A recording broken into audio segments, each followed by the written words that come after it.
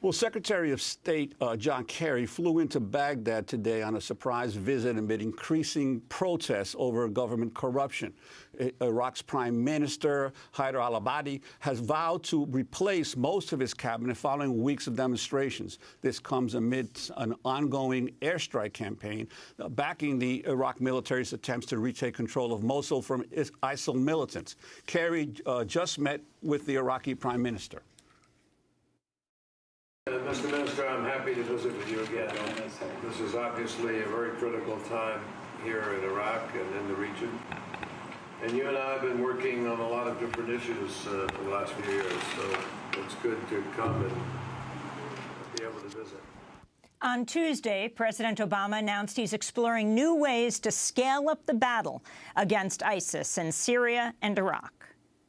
We are working to make sure that we're accelerating the campaign against ISIL. In Syria and Iraq, ISIL continues to lose ground. Coalition forces recently severed the main highway between ISIL strongholds in Raqqa, Syria, and Mosul in Iraq. And we continue to take on their leadership, their financial networks, their infrastructure. We are going to squeeze them, and we will defeat them. But as we've seen from Turkey to Belgium, ISIL still has the ability to launch serious terrorist attacks. One of my main messages today is that destroying ISIL continues to be my top priority. This will continue to be a difficult fight, but I'm absolutely confident that ISIL will lose. We will prevail. We will prevail. Those were the words of President Obama on Tuesday. Nearly a decade ago, in December 2006, President George W. Bush said those same three words in another address on the fight in Iraq. I also believe we're going to succeed. I believe we'll prevail. Not only do I know how important it is to prevail, I believe we will prevail. I understand how hard it is to prevail. But I also want the American people to understand that if we were to fail, and one way to assure failure is just to quit, is not to adjust and say it's just not worth it. If we were to fail, that failed policy will come to hurt generations of Americans in the future. We will prevail. That was George W. Bush in 2006. His father, President George H.W. Bush, used the same phrase 25 years ago, January 1991, when he announced the U.S. had begun attacking Iraq to begin what became known as the Persian Gulf War. But even as planes of the multinational forces attack Iraq, I prefer to think of peace, not war. I am convinced not only that we will prevail, but that out of the horror of combat will come the recognition that no nation can stand against a world united. We will prevail. 3 words said by 3 presidents, all addressing U.S. wars in Iraq dating back a quarter century. The seemingly never-ending U.S. war in the Middle East is the subject of a new book by retired Army Colonel Andrew Bacevich titled America's War for the Greater Middle East, A Military History.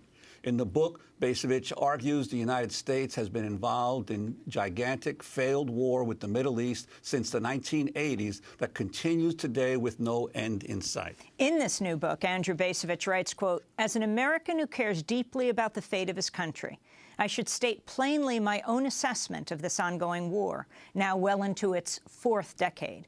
We have not won it. We are not winning it. Simply trying harder is unlikely to produce a different outcome." Andrew Bacevich is Professor Emeritus of International Relations and History at Boston University, also author of several other books, including Washington Rules, America's Path to Permanent War. His son was killed in action in Iraq in 2007. Professor Bacevich, welcome back to Democracy Now! It's great to have you with us. Thank you. We will prevail, George H.W. Bush. We will prevail, his son, George W. Bush. We will prevail, President Obama. Have we prevailed in any way? Well, we haven't. I have to say those are exquisitely chosen clips because they really do illustrate what's the point of my book, and that is that we have been engaged militarily in the greater Middle East, large parts of the Islamic world, for going on 4 decades. We've engaged in innumerable interventions, large, small, brief, protracted, and we have yet to come anywhere close to achieving our aims. Whether we define our aims as restoring stability or promoting democracy or reducing the prevalence of anti-Americanism, it's not happening, and arguably, our military efforts are actually making things worse. Well, interestingly, as you point out, before 1980, virtually no American soldier had ever been killed in any kind of military action in that part of the world. And since 1980, very few have been killed who were not in that part of the world. This shift that occurred from the Middle East being largely an area of influence or control by the European colonial powers to the United States exercising such a huge role, how did that happen? Well, we Americans have forgotten, but prior to the beginning of the Cold War, the United States was not a great military power. We raised forces from time to time to deal with some particular issue, but it was in the wake of the Cold War that we as a nation decided on a permanent basis to maintain a large military establishment. For the first several decades of that Cold War, the United States had two priorities. We were willing to fight for Western Europe. We were willing to fight, did fight in East Asia. We were not willing to fight for the Middle East. That changes in 1980, specifically, a particular moment in January of 1980, when President Jimmy Carter, in his State of the Union address, promulgates what's known as the Carter Doctrine. Well, I think we actually have a clip on that. We'd like to go to that now. This is Jimmy Carter, January 23rd, 1980, delivering the State of the Union address. You mentioned and laying out what would later become known as the Carter Doctrine. Let our position be absolutely clear. An attempt by any outside force to gain control of the Persian Gulf region will be regarded as an assault on the vital interests of the United States of America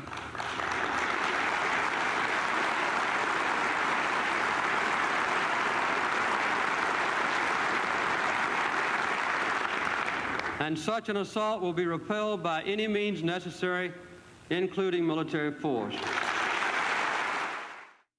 The importance of what happened after that enunciation of the Carter Doctrine. Well, one of the things to appreciate, I think, is that Carter himself had no understanding of the implications that would flow from that statement.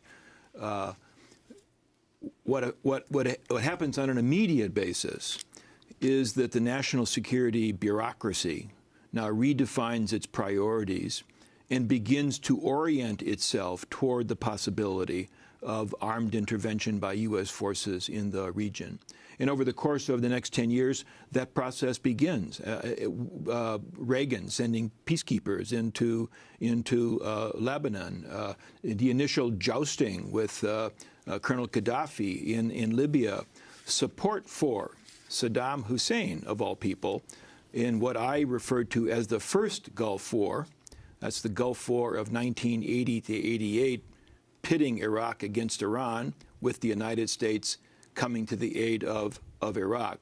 So Carter starts the process of militarizing U.S. policy, which over time deepens, becomes more frequent, becomes more ambitious, and becomes more costly, bringing us to where we are today in 2016, where we continue to hear these speeches by presidents who insisting that we will prevail, when obviously we have not.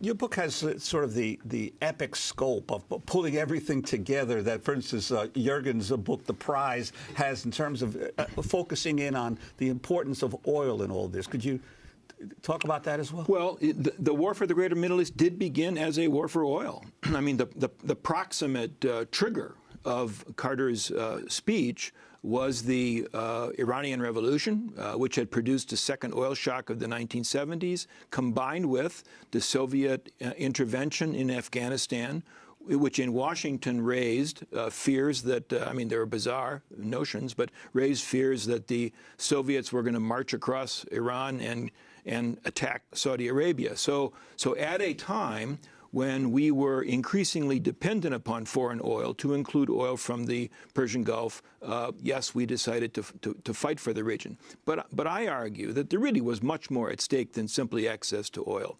That in the context of the times, the the war for the greater Middle East really becomes an effort to refute the notion that the United States is a country that has to to accept limits, to affirm the claim of American exceptionalism, of our uniqueness, of our special status in history and in the world at large. I wanted to go back to September 18th, 2001, then Secretary of Defense Donald Rumsfeld holding a Pentagon briefing where he tells reporters how war against terrorist targets would differ from conventional war. This is an excerpt. We have a choice, either to change the way we live, which is unacceptable, or to change the way that they live, and we chose the latter. We intend to put them on the defensive, to disrupt terrorist networks and remove their sanctuaries and their support systems. This requires a distinctly different approach from any war that we have fought before. So assess what he said and go back to what you referenced at the beginning. You're saying our presence in Iraq right now in the Middle East is worsening the situation. There's no question about it. That is a wonderful clip. I think that is, in a sense, the most important, the most telling, the most instructive quote from a U.S. government official to understand the path that we have followed. Now, prior to 9/11, I don't believe that presidents and policymakers actually had a clear understanding of what they wanted to do in the greater Middle East.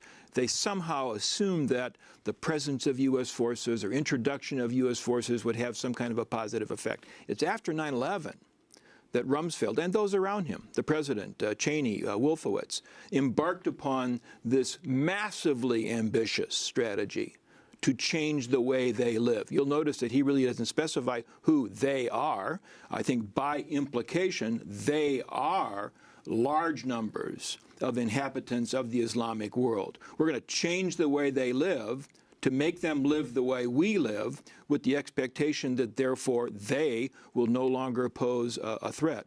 Informing that ambition, of course, is an estimate of American military capacity that assumes that we cannot be defeated, or more to the point, that we can and will prevail militarily. That's the thinking that, of course, then informs the decision to invade Iraq in 2003. We have to break, and then we're going to come back to this discussion with retired Colonel, Vietnam War veteran, Professor Andrew Bacevich. His latest book, America's War for the Greater Middle East, A Military History. Stay with us.